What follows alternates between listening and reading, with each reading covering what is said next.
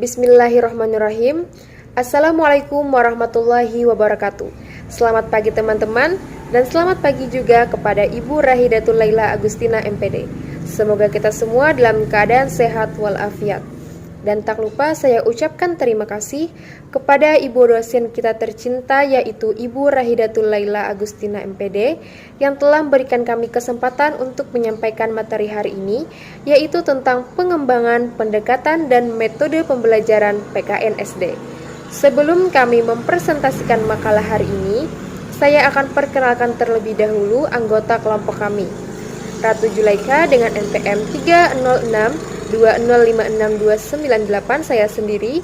Ana Soneta dengan NPM 30620562289. Nurmina dengan NPM 30620561004, dan Renda Melina dengan NPM 30620561179. Untuk presentasi pertama, saya persilakan kepada Ana Soneta. Pendekatan pembelajaran SD kelas rendah. Pendekatan pembelajaran adalah ide atau prinsip cara memandang dalam menentukan kegiatan pembelajaran. Pertanyaan tersebut senada dengan Rusman 2018 yang berpendapat bahwa pendekatan pembelajaran adalah tahap pertama pembentukan suatu ide dalam memandang dan menentukan suatu objek kajian. Berbeda dengan metode pembelajaran yang telah menentukan langkah di kelas atau model pembelajaran yang memberi kerangka konseptual, pendekatan pembelajaran itu lebih luas lagi. Artinya, pendekatan merupakan landasan berpikir atau filosofi dalam menentukan pembelajaran. Ada beberapa pendekatan yang dapat digunakan dalam pembelajaran pendidikan kewarganegaraan atau PKN di sekolah dasar, yaitu yang pertama pendekatan evokasi, yang kedua pendekatan inklusi, yang ketiga pendekatan kesadaran, yang keempat pendekatan penalaran moral, yang kelima pendekatan analisis nilai, yang keenam pendekatan mengungkap nilai, yang ketujuh pendekatan komitmen, dan yang kedelapan pendekatan memadukan. Nilai tersebut menemukan nilai yang jadi pilihannya, yaitu pertanyaan yang meminta murid menjelaskan atau mengklarifikasikan nilai yang menjadi pilihannya. Pertanyaan yang diajukan oleh guru ini dinamakan pertanyaan inquiry. Salah satu teknik mengajar yang paling cocok untuk pendekatan ini adalah teknik inquiry. Nilai dengan sejumlah target, nilai yang akan dicapai, dan memanipulasikannya ke dalam sejumlah pertanyaan. Pendekatan ini bertujuan memberikan pengalaman langsung yang harus dilakukan siswa terhadap pelaksanaan suatu nilai. Untuk itu, keperluan pembelajaran ini dapat menggunakan metode partisipatori, simulasi, sosiodrama, dan studi proyek. Selanjutnya yaitu pengembangan metode pembelajaran PKN kelas rendah. Metode yang direkomendasikan yaitu ada 7. Yang pertama ada metode ceramah, yang kedua ada metode cerita, yang ketiga ada metode tanya jawab, yang keempat ada metode diskusi, yang kelima ada metode penugasan, yang keenam ada metode permainan atau kompetisi, yang ketujuh ada metode simulasi. Metode ceramah yaitu metode yang menyajikan bahan ajar melalui penjelasan dan penuturan lisan guru kepada siswa. Metode ini lebih tepat digunakan apabila bahan ajar banyak mengandung informasi baru dan memerlukan penjelasan dari guru. Metode cerita merupakan suatu cara untuk menanamkan suatu nilai atau moral kepada para siswa dengan mengungkapkan segala karakter kepribadian tokoh-tokoh tertentu melalui cerita hikayat, legenda, atau dongeng-dongeng sejarah lokal. Metode ini lebih tepat digunakan dalam membantu penghayatan nilai-nilai dan moral serta sikap para siswa. Nah, metode tanya jawab yaitu lebih tepat digunakan dalam pembelajaran yang menekankan keterlibatan siswa atau aktivitas siswa. Yang keempat, metode diskusi. Metode diskusi ini lebih tepat dipakai dalam pembelajaran pendidikan kewarganegaraan yang menggunakan teknik value inquiry. Selanjutnya, metode penugasan, yaitu metode ini berusaha melatih siswa untuk melaksanakan tugas berdasarkan petunjuk langsung yang telah dipersiapkan oleh guru ini. Yang keenam ada metode permainan atau kompetisi, yaitu metode ini sangat menarik siswa dalam membangkitkan motivasi belajar, latihan mengambil keputusan, dan terutama dalam menciptakan suasana senang dalam belajar. Dan yang terakhir yaitu metode simulasi. Metode ini merupakan cara penyajian bahan ajar dilakukan secara langsung melalui kegiatan praktek tentang pelaksanaan nilai-nilai dan moral. Melalui metode ini, siswa dibantu memahami dan menghayati nilai-nilai yang hidup dalam masyarakat. Selanjutnya yaitu Banks pada tahun 1990 mengemukakan metode pembelajaran menggunakan inquiry sosial untuk menghasilkan fakta, konsep, generalisasi, dan teori. Namun, tujuan utama inquiry sosial menurutnya adalah untuk membangun teori. Teori ini dapat digunakan untuk memahami dan menjelaskan, memprediksi, dan melakukan perilaku masyarakat. Langkah-langkah metode inquiry menurut Banks meliputi yang pertama perumusan masalah, hipotesis perumusan, definisi istilah, konseptualisasi, selanjutnya pengumpulan data, pengujian dan analisis data, menguji hipotesis untuk memperoleh generalisasi dan teori. Yang kemudian selanjutnya mulai inquiry lagi. Dan pada tahun 1999, Indonesia mulai diperkenalkan metode pembelajaran PKN yang dikembangkan dari metode inquiry. Metode pembelajaran yang dimaksud model pembelajaran PKN berbasis portofolio. Pembelajaran ini ajak siswa untuk masuk dengan teman di kelas dengan bantuan guru, serta para relawan agar dapat tugas-tugas pembelajaran tersebut. Dalam usaha mencapai tugas pembelajaran ini dicapai melalui 6 tahapan kegiatan. Yang pertama yaitu mengidentifikasi masalah kebijakan publik, memilih satu masalah untuk kajian kelas, mengumpulkan informasi tentang masalah yang akan dikaji oleh kelas, membuat portofolio kelas, menyajikan portofolio, dan refleksi terhadap pengamatan belajar. Ada beberapa jenis strategi dan metode yang dapat digunakan dalam pembelajaran PKN sebagai berikut. Yang satu, pembelajaran langsung atau direct instruction. Yang kedua, pembelajaran interaktif atau instruksi interaktif. Yang ketiga, pembelajaran tidak langsung. Yang keempat, pemecahan masalah. Dan yang kelima, inquiry. Selanjutnya presentasi akan dilanjutkan oleh teman saya. Assalamualaikum warahmatullahi wabarakatuh. Baiklah, saya akan melanjutkan presentasi dari teman saya.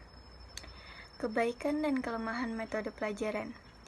Metode ceramah mudah mengorganisasikan tempat, duduk atau kelas, dapat diikuti oleh jumlah siswa yang besar, lebih mudah mempersiapkan dan melaksanakannya, dan biaya lebih murah dan bisa sekaligus untuk orang banyak. Metode ini sangat tepat untuk guru yang akan memulai mengenalkan materi. Kelemahan metode ceramah. Siswa dengan karakteristik audiktif mendengar dapat menyerap informasi lebih banyak, sedangkan siswa dengan karakteristik visual menjadi rugi karena miskin informasi. Apabila selalu digunakan dan terlalu lama, maka pembelajaran akan terkesan membosankan dan menyebabkan siswa menjadi pasif, tidak memberi kesempatan untuk berdiskusi. Metode tanya-jawab. Kelebihan metode tanya-jawab ini antara lain adalah siswa dapat mengembangkan keberanian dan keterampilan dalam menjawab dan mengemukakan pendapat. Kekurangan, banyak waktu terbuang. Apabila siswa tidak siap, maka siswa merasa takut, dan apabila guru kurang dapat mendorong siswa, maka siswa juga menjadi tidak berani untuk bertanya, dan terbatasnya jumlah waktu untuk memberikan pertanyaan kepada setiap siswa. Metode diskusi. Kebaikan metode ini dapat memperluas wawasan siswa, dapat merangsang kreativitas siswa dalam memunculkan ide dalam memecahkan suatu masalah, serta dapat mengembangkan sikap menghargai pendapat orang lain, dan dapat menumbuhkan partisipasi siswa menjadi lebih aktif. Kekurangannya, kemungkinan besar diskusi akan dikuasai oleh siswa yang suka berbicara atau ingin menonjolkan diri. Tidak dapat dipakai pada kelompok yang besar serta peserta mendapat informasi yang terbatas. Menyerap waktu yang cukup banyak, tidak semua guru memahami cara siswa melakukan diskusi. Metode simulasi. Kebaikan metode ini dapat mempelajari situasi yang nyata, bisa membuat siswa belajar dari umpan balik yang datang dari dirinya sendiri, bisa melatih siswa dalam mensimulasikan sesuatu sehingga siswa menjadi lebih berani, dan siswa dapat lebih menggunakan sekumpulan fakta dan konsep. Kekurangannya, bagi siswa yang penakut, penerapan metode ini menjadi hal yang tidak menyenangkan sehingga enggan untuk bersimulasi. Sebaliknya, bagi siswa yang pandai dan senang berbicara cenderung menguasai proses simulasi. Bagi siswa yang susah mengeluarkan pendapat, hal ini merupakan metode yang paling menyusahkan. Metode pemberian tugas.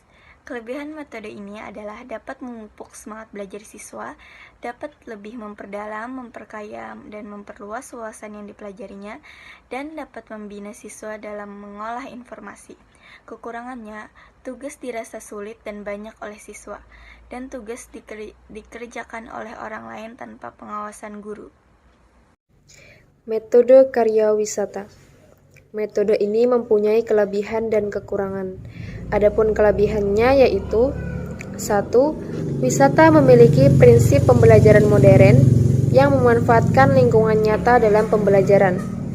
2. Membuat apa yang dipelajari di sekolah lebih relevan dengan kenyataan dan kebutuhan di masyarakat. 3. Dapat lebih merangsang kreativitas siswa. 4. Siswa dapat belajar secara komprehensif dan integral. Dan yang kelima, siswa dapat menjawab semua tugas guru dengan data atau peristiwa secara langsung. Adapun kekurangannya yaitu 1. Memerlukan persiapan atau perencanaan yang matang. 2. Biasanya cenderung mengutamakan unsur rekreasi dan menomorduakan karyanya. 3. Dalam jumlah siswa yang besar sulit pengaturannya. 4. Membutuhkan biaya yang cukup besar. Dan yang kelima, membingungkan siswa apabila diamati kurang bisa diamati dengan jelas.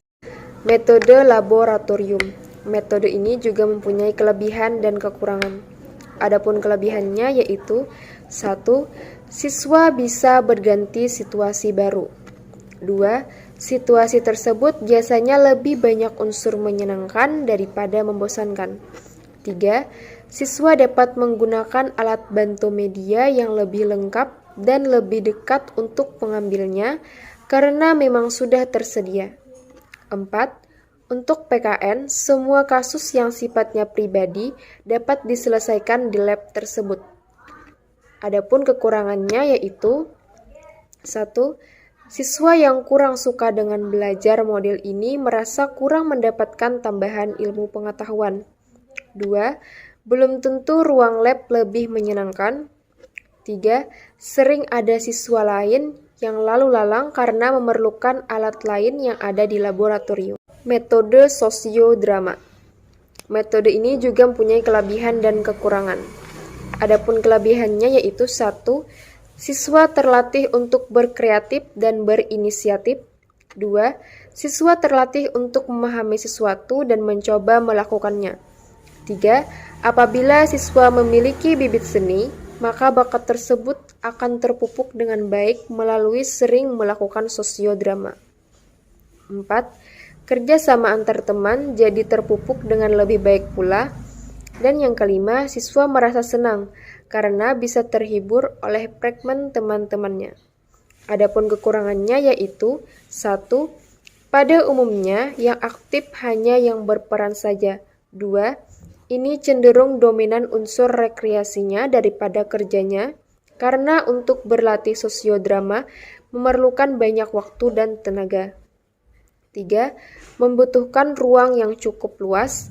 Dan yang keempat, sering mengganggu kelas di sebelahnya. Metode demonstrasi. Kelebihannya yaitu 1. Dapat membimbing siswa ke arah berpikir satu saluran pikir. 2. Dapat untuk mengurangi kesalahan karena diterapkan pada waktu itu juga. 3. Perhatian siswa terpusat pada hal-hal yang dianggap penting. 4. Permasalahan yang terpendam dapat mendapat penjelasan guru pada waktu itu pula. Adapun kekurangannya yaitu 1. Tidak semua permasalahan dapat didemonstrasikan dalam kelas. 2. Memerlukan alat yang khusus bahkan kadang sulit ditemukan. Dan yang ketiga, memerlukan banyak waktu. 4. Memerlukan kesabaran dan ketelatenan. Metode problem solving atau metode pemecahan masalah. Kelebihannya yaitu 1. Dapat membuat siswa menjadi lebih menghayati kehidupan sehari-hari. 2. Proses pembelajaran melalui pemecahan masalah dapat melatih dan membiasakan para siswa untuk menghadapi dan memecahkan masalah secara terampil. 3. Metode ini juga dapat mengembangkan kemampuan berpikir siswa secara kreatif. 4. Siswa sudah mulai dilatih untuk memecahkan masalahnya. Adapun kekurangannya yaitu 1. Cukup banyak memerlukan waktu. 2. Lebih banyak melibatkan orang. 3. Bisa mengubah kebiasaan siswa belajar dengan mendengarkan dan menerima informasi dari guru. Dan yang keempat, bisa diterapkan secara langsung, yaitu untuk memecahkan masalah. Itulah tadi presentasi dari kami, semoga dapat menambah wawasan kita semua. Dan mohon maaf apabila ada tutur kata yang kurang berkenan. Sekian dari kami. Wassalamualaikum warahmatullahi wabarakatuh.